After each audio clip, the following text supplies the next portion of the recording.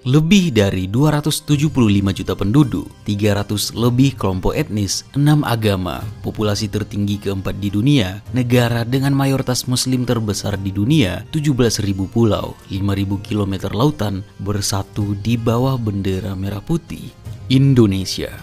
Namun, ini bukan pertama kali terjadi dalam sejarah. Majapahit sudah berdiri cukup lama di Nusantara dengan wilayah yang cukup mirip dengan Indonesia saat ini, meletakkan dasar bagi negara kita. Majapahit sebagai talasok rasi, kekaisaran maritim, penguasa lautan, berdiri di abad pertengahan dari tahun 1293 Masehi sampai 1527 Masehi, berpusat di Trowulan yang kita kenal sekarang dengan Mojokerto, Jawa Timur. Majapahit penuh dengan cerita menakjubkan, mulai dari kemegahan, kekayaan, budaya, pemberontakan, kejayaan, perang saudara, dan nantinya kehancuran, dan menjadi salah satu yang paling menonjol dalam pengembangan politik, ekonomi, dan perdagangan global. Dan dalam video kali ini, kita akan mencoba untuk mengeksplor kegigihan dan ambisi yang mendefinisikan salah satu kerajaan terbesar dalam sejarah Nusantara.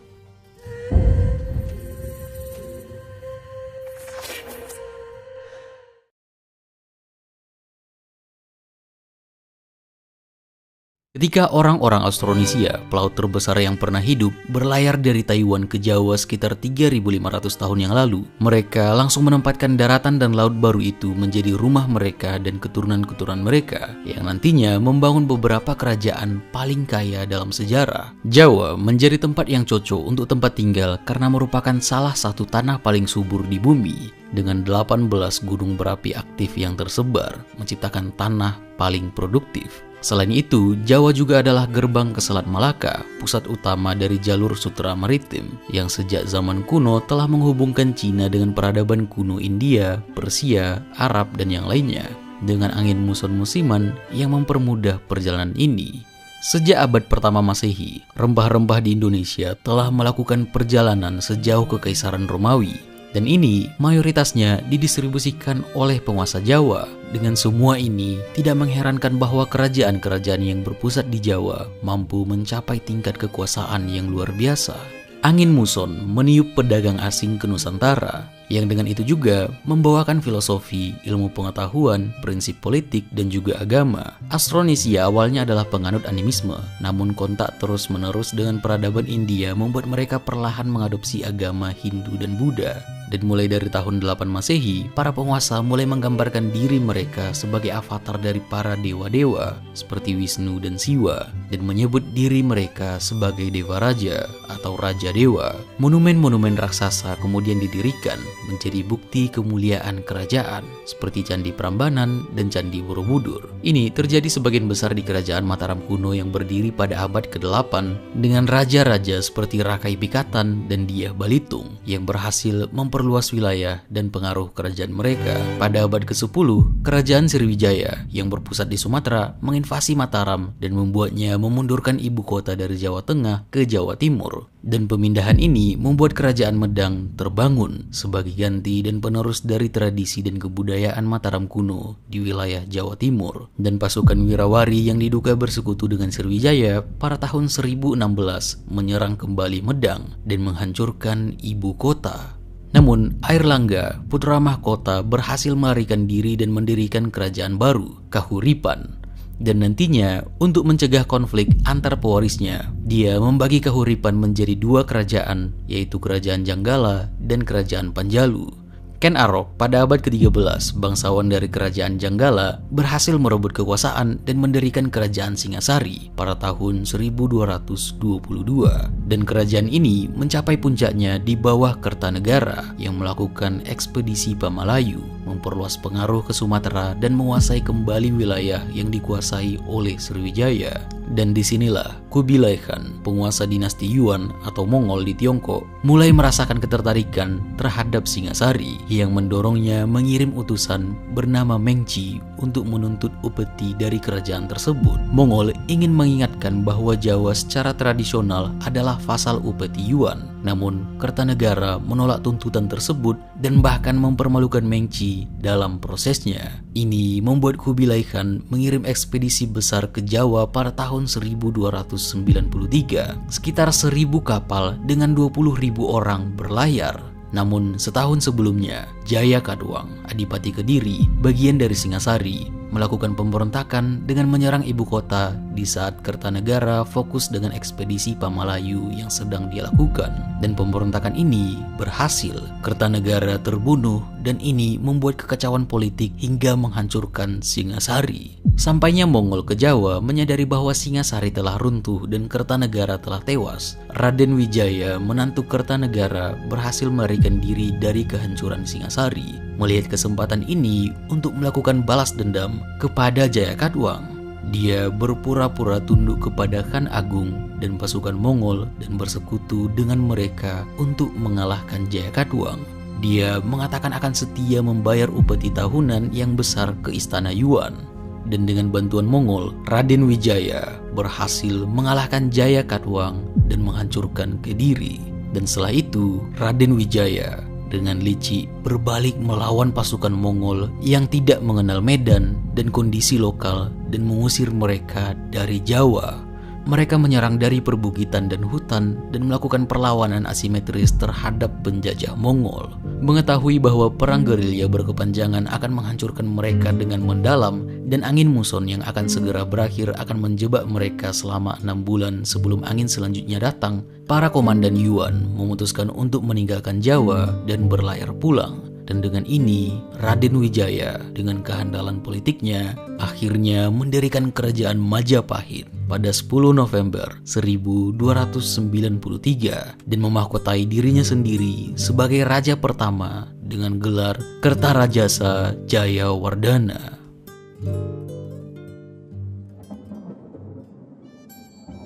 Dalam upaya membangun dan mengkonsolidasi kekuasaan Majapahit, Raden Wijaya mengangkat para pengikut setianya. Arya Wiraraja dan Ranggalawe diangkat menjadi pasangguhan, Nambi menjadi patih Majapahit, dan Lembu Sora sebagai patih Daha. Raden Wijaya juga memberi penghargaan kepada pemimpin desa Kudadu yang pernah melindunginya, serta membentuk pasukan elit Dharmaputra pada tahun 1294. Setahun setelahnya, pada tahun 1295, Majapahit mengalami perang saudara pertama akibat intrik Mahapati yang telah mengasut Ranggalawe untuk memberontak karena kecewa atas pengangkatan Nambi sebagai pati. Konflik ini berakhir tragis dengan kematian Ranggalawe. Arya Wiraraja kemudian menuntut janji pembagian wilayah dan Raden Wijaya mengabulkannya, membagi Majapahit menjadi Majapahit Barat di bawah Wijaya dan Majapahit Timur di bawah Wiraraja dengan ibu kota di Lamajang. Pada tahun 1300, Lembu Sora membunuh Kebo Anabrang sebagai pembalasan atas kematian Ranggalawe dalam pertempuran Tambak Beras. Mahapati memanfaatkan situasi ini untuk menyebarkan rumor bahwa Lembu Sora berencana memberontak yang berujung pada pembunuhan Lembu Sora dan 2 rekannya oleh kelompok yang dipimpin oleh Nambi. Insiden ini memperdalam perpecahan di dalam kerajaan. Raden Wijaya kemudian mengangkat putranya, Jaya Negara, sebagai Yuwa Raja atau Raja Muda di Kediri untuk memperkuat kerajaan dan mengurangi ketegangan. Namun, ketegangan internal dan eksternal terus berlanjut, dengan Jaya Negara menghadapi banyak tantangan dalam mempertahankan stabilitas kerajaan. Menurut Nagara Kretagama, Raden Dyah Wijaya meninggal dunia pada tahun 1309. Ia dimakamkan di Antahpura dan sebuah candi didirikan di Simping, Blitar untuk menghormatinya sebagai harihara, perpaduan Wisnu dan Siwa, yang mencerminkan pengaruh besar agama Hindu dalam budaya dan pemerintahan Majapahit pada masa itu. Masa awal kerajaan Majapahit penuh dengan drama dan konflik. Namun melalui kecerdikan dan kepiawaian Raden Wijaya, kerajaan ini mampu bangkit dan menjadi salah satu kekuatan terbesar dalam sejarah Nusantara. Langkah-langkah strategis Raden Wijaya, dari penghargaan kepada pengikut setia hingga pembagian wilayah, menunjukkan betapa kompleks dan dinamisnya perjalanan menuju kejayaan Majapahit.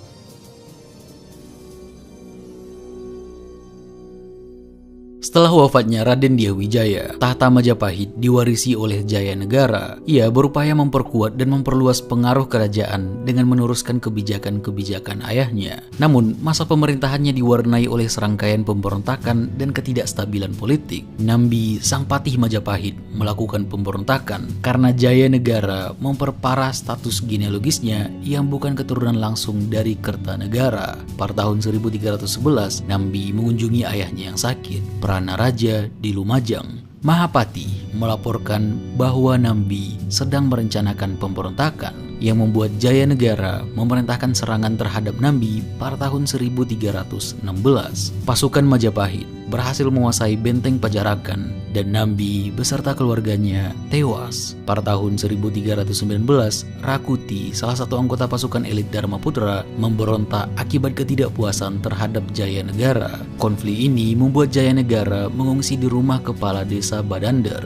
Gajah Mada, salah satu pemimpin militer terbaik sejarah Nusantara, muncul dan berhasil mengatasi pemberontakan ini dengan membunuh Rakuti dan mengembalikan stabilitas sementara di dalam kerajaan. Namun pada tahun 1328, Jayanegara akhirnya berhasil dibunuh oleh Tanca, salah satu anggota pasukan elit Dharmaputra, yang dendam karena istrinya digoda oleh sang raja. Tanca menikam Jayanegara saat pengobatan bisul dan nantinya dia dibunuh oleh Gajah Mada sebagai pembalasan. Setelah Jayanegara meninggal tanpa keturunan, situasi suksesi tahta menjadi rumit. Ibu Suri Gayatri, satu-satunya istri Raden Wijaya yang masih hidup, secara teoretis berhak atas tahta. Namun karena ia telah menjadi biksuni, biarawati dalam tradisi Buddha, ia tidak bisa memerintah. Sebagai solusi, putri sulungnya, Dyah Gitarja, yang dikenal dengan gelar Tribuwana Wijaya Tunggadewi, naik tahta. Masa pemerintahan Jayanegara penuh dengan konflik dan intrik dan sangat susah untuk mempertahankan kestabilan dan kekuasaan, dan mungkin hanya bisa bertahan dikarenakan tokoh-tokoh penting seperti Gajah Mada yang menjaganya.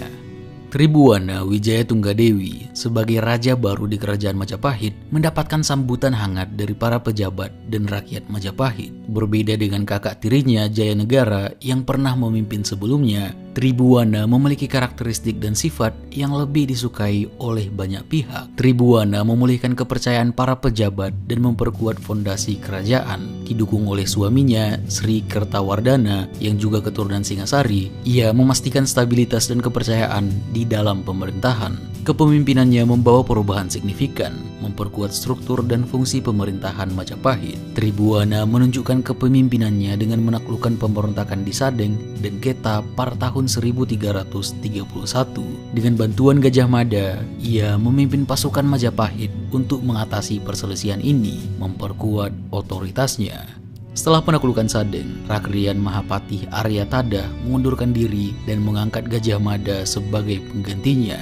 Gajah Mada kemudian mengucapkan sumpah palapa menggunakan gada, senjata tongkat perang, sebagai simbol kekuatan. Bersumpah untuk tidak akan menikmati kesenangan sebelum menyatukan seluruh Nusantara di bawah Majapahit.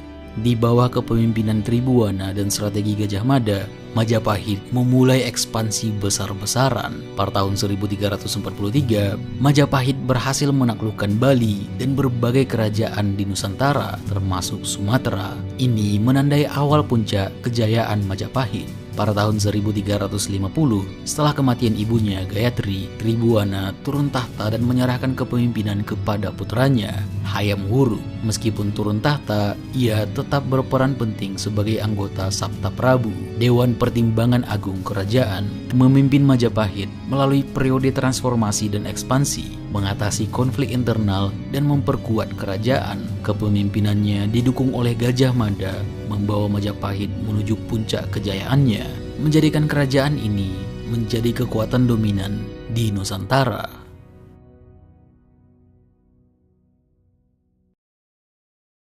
Setelah pemerintahan Tribuwana Wijaya Tunggadewi, putranya Hayam Wuruk yang dikenal dengan gelar Maharaja Sri Raja Sanagara memerintah Majapahit dari tahun 1350 hingga 1389.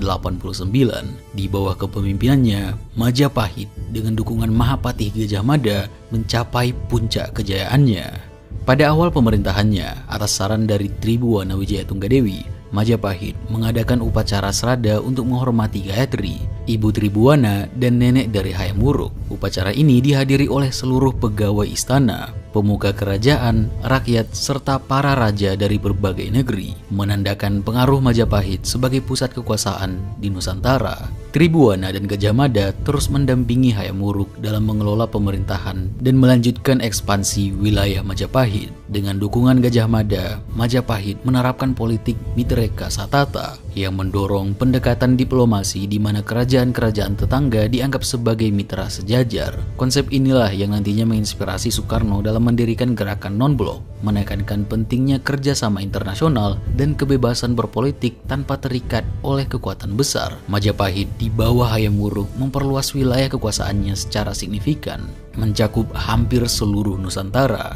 Dalam Kakawin Nagara Kertagama, Pupuh 13-15 disebutkan bahwa wilayah kekuasaan Majapahit mencakup Sumatera, Semenanjung Malaya, Kalimantan, Sulawesi, Kepulauan Nusa Tenggara, Maluku, Papua, Tumasik atau Singapura, dan sebagian kepulauan Filipina, menegaskan skala dan prestasi monumental dari Majapahit. Pada masa pemerintahan Hayam Wuruk, Majapahit tidak hanya memperkuat pertahanan dan keamanan, tetapi juga mencapai kestabilan politik yang signifikan. Tanpa adanya pemberontakan internal atau agresi eksternal, kebijakan keamanan Majapahit terbukti efektif.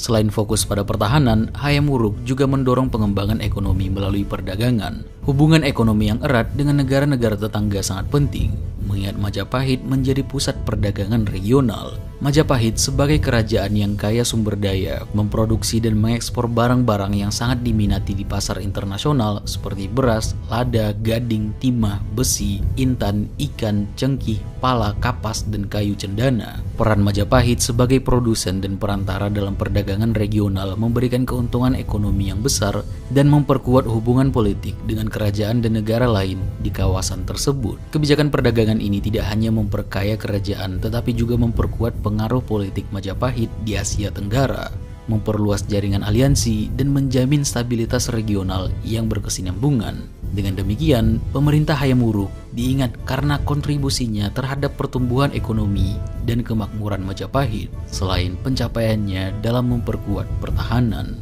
Majapahit memperkuat posisinya sebagai kerajaan maritim yang kuat. Armada lautnya yang dipuji oleh para penjelajah dan pedagang asing menjadi salah satu pilar utama dominasi Majapahit di kawasan tersebut.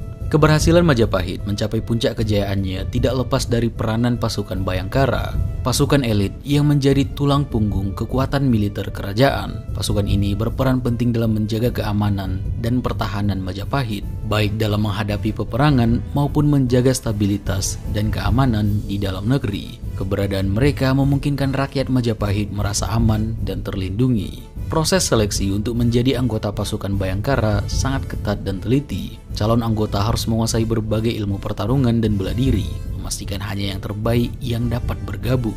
Meski jumlah mereka tidak banyak, efektivitas pasukan ini sangat tinggi. Dikatakan bahwa satu anggota Bhayangkara memiliki kemampuan yang setara dengan 40 prajurit biasa. Keunggulan ini menunjukkan betapa Majapahit mengutamakan kualitas daripada kuantitas dalam membentuk kekuatan militernya. Majapahit di bawah kepemimpinan Hayam Wuruk beruntung memiliki dua pemimpin militer yang cemerlang, Gajah Mada dan Punala. Keduanya memainkan peran krusial dalam memastikan keberhasilan militer kerajaan. Punala yang spesies dalam pertahanan laut memiliki peran penting dalam mengamankan perairan Majapahit dan memastikan keamanan rute perdagangan serta operasi maritim. Di sisi lain, Gajah Mada sebagai Mahapati tidak hanya berperan dalam strategi militer, tetapi juga dalam operasi intelijen dan taktik penyerangan. Keterampilannya dalam merencanakan dan melaksanakan strategi militer membuatnya menjadi salah satu tokoh paling berpengaruh dalam sejarah Majapahit. Ia juga terlibat dalam pengembangan teknologi militer, termasuk perakitan senjata. Salah satu inovasi yang sering dikaitkan dengan Gajah Mada adalah cetbang, sebuah jenis meriam atau senjata api yang digunakan untuk memperkuat kapabilitas militer Majapahit. Kombinasi keahlian Gajah Mada dalam strategi darat dan kecakapan Punala dalam pertahanan laut menciptakan sinergi yang memperkuat kedudukan Majapahit sebagai kekuatan dominan di Asia Tenggara. Dengan kepemimpinan yang efektif dan inovasi teknologi, Majapahit mampu mempertahankan wilayahnya dan memperluas pengaruhnya melalui ekspedisi dan penaklukan.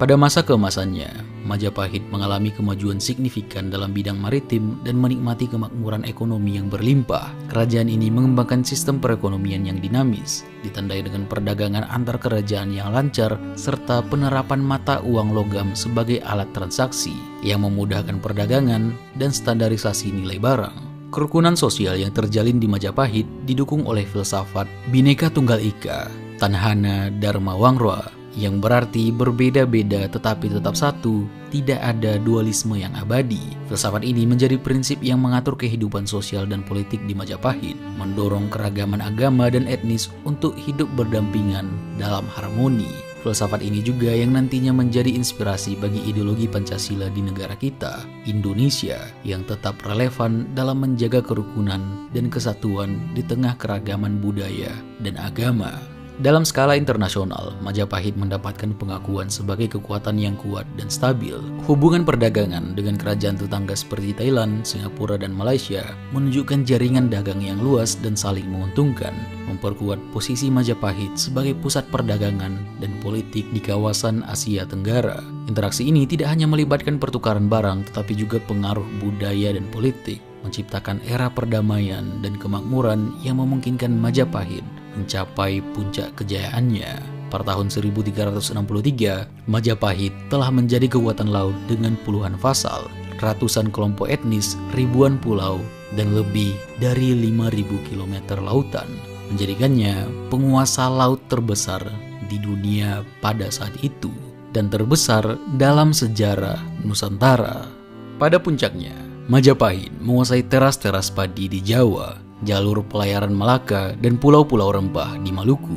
Ini menjadikannya kekuatan agraris, maritim, dan pesaing serius di antara kekaisaran terkaya di dunia. Rantai perdagangan Majapahit meluas melintasi lautan, menjaga hubungan dagang dengan kekaisaran Vijayanagara di India Selatan dan berbagai negara di Asia Tenggara maritim seperti Champa, Dai Viet, Kekaisaran Ayutthaya, dan Kekaisaran Khmer. Bahkan hubungan Cina-Jawa kembali stabil setelah dinasti Ming menggantikan dinasti Yuan. Majapahit tidak hanya mengandalkan kekuatan ekonomi saja, mereka memiliki angkatan laut yang kuat dengan kapal perang utama bernama Jong.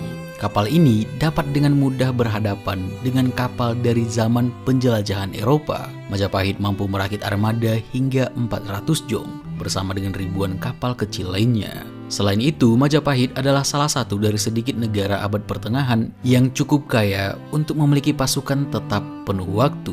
Pasukan profesional ini berjumlah 30.000 prajurit, terdiri dari infanteri, kereta perang, dan penunggang gajah. Dengan kontribusi dari vasal mereka di seluruh kepulauan Nusantara, Majapahit dapat merakit hingga 200.000 tentara, jauh melampaui jumlah tentara di Eropa pada masa itu.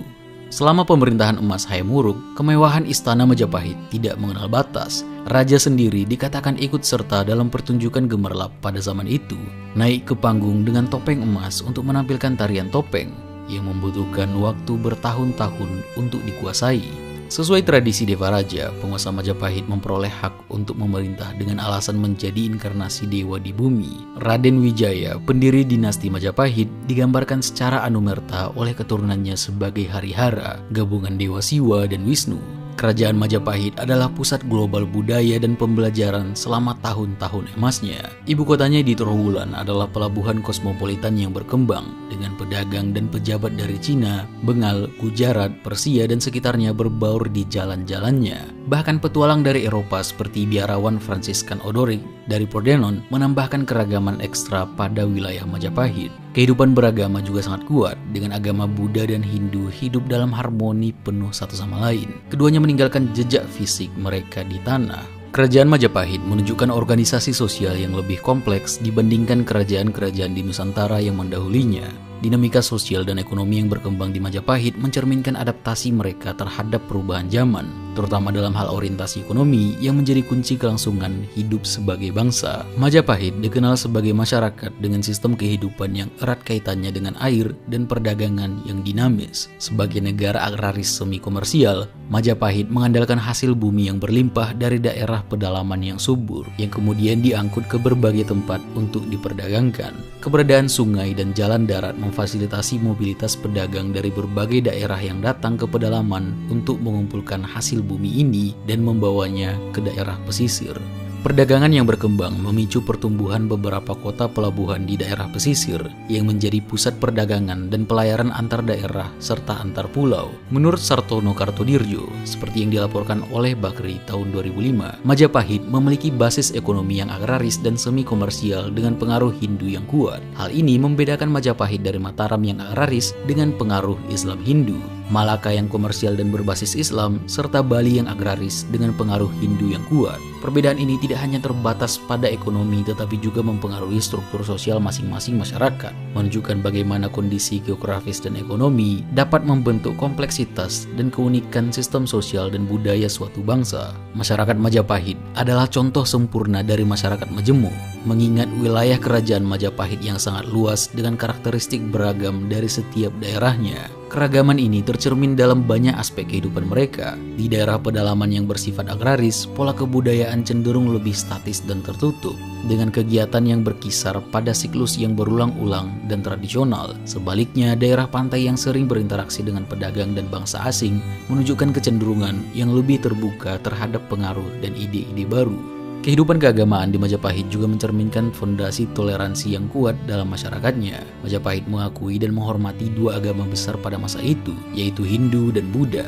Hal ini terlihat dari cara mereka mengintegrasikan pemimpin dan praktik keagamaan dari kedua agama tersebut ke dalam struktur pemerintahannya. Kehadiran kedua agama ini dalam struktur resmi menunjukkan sebuah pendekatan inklusif dan simbiosis yang langka pada zaman tersebut, yang berkontribusi terhadap stabilitas dan kemakmuran dari kerajaan.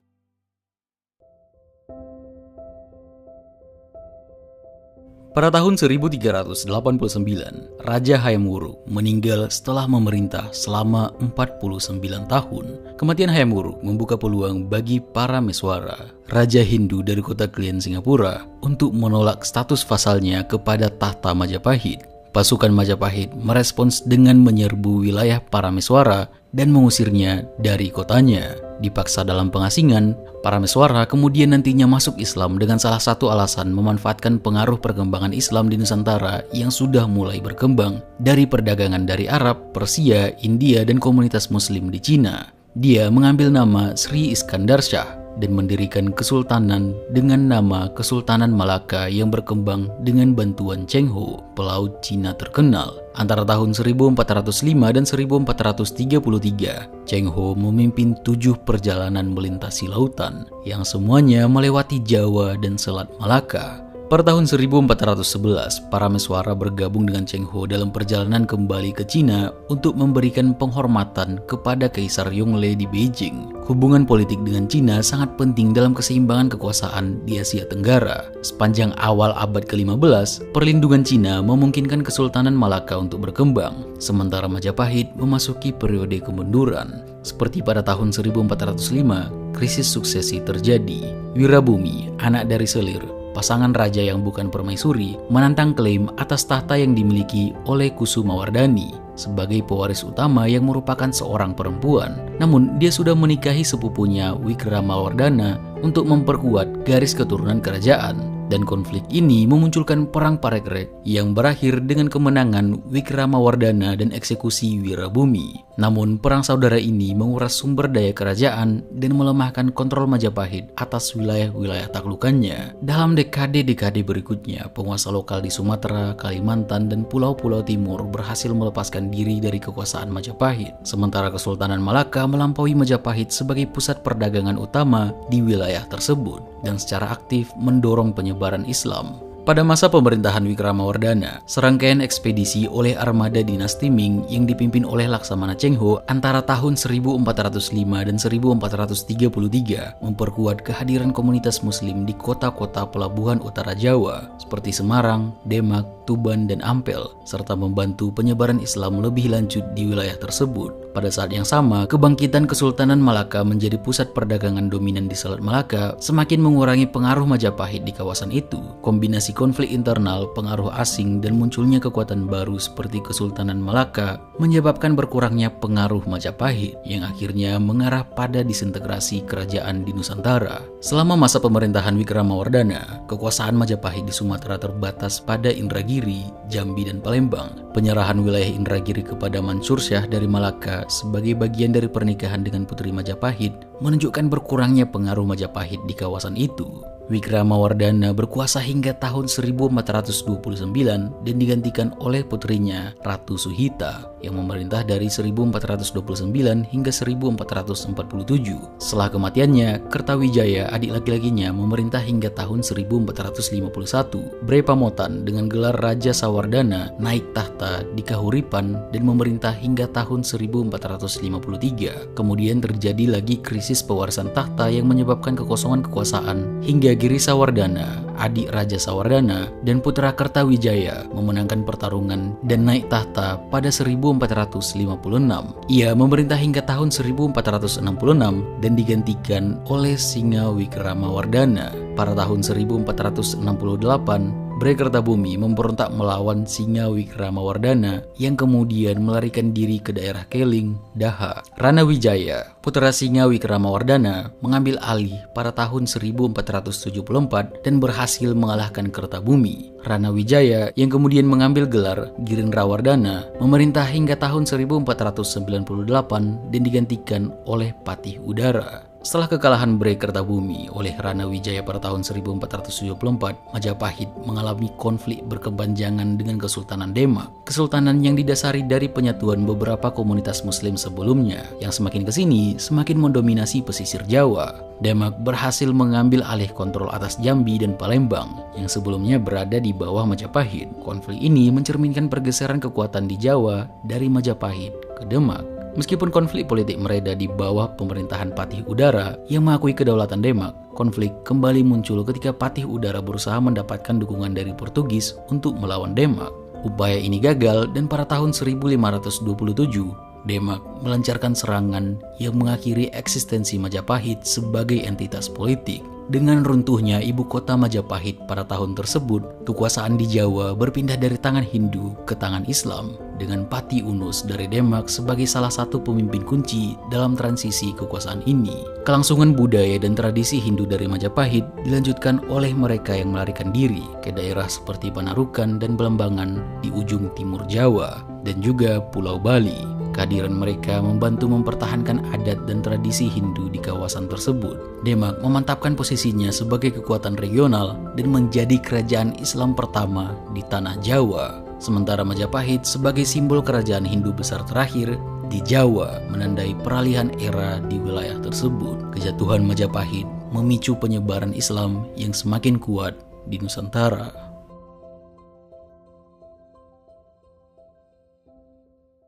Pada abad ke-21, era Majapahit memiliki tempat istimewa dalam buku-buku sejarah Indonesia, menempati posisi penting dalam narasi nasional. Penaklukan historis Majapahit dianggap telah menetapkan preseden untuk batas-batas modern Republik Indonesia. Masa-masa kemunduran Majapahit mengajarkan pentingnya stabilitas internal dan dampak negatif dari konflik perebutan kekuasaan. Pengalaman ini memberikan pelajaran tentang pentingnya kestabilan politik dan kebijaksanaan dalam diplomasi untuk menjaga integritas dan kemakmuran negara. Dari sejarah Majapahit, kita belajar tentang kejayaan yang dapat dicapai melalui kepemimpinan yang kuat, diplomasi yang efektif, dan penerimaan terhadap keberagaman. Meskipun kerajaan ini telah lama bubar, warisannya tetap hidup, menginspirasi generasi saat ini dan mendatang untuk menghargai dan memelihara keberagaman yang kaya serta persatuan yang kokoh. Sebagai salah satu kerajaan terbesar dan paling berpengaruh di Nusantara, Majapahit meninggalkan jejak sejarah yang mendalam, membentuk fondasi budaya dan politik yang masih relevan hingga hari ini di Indonesia.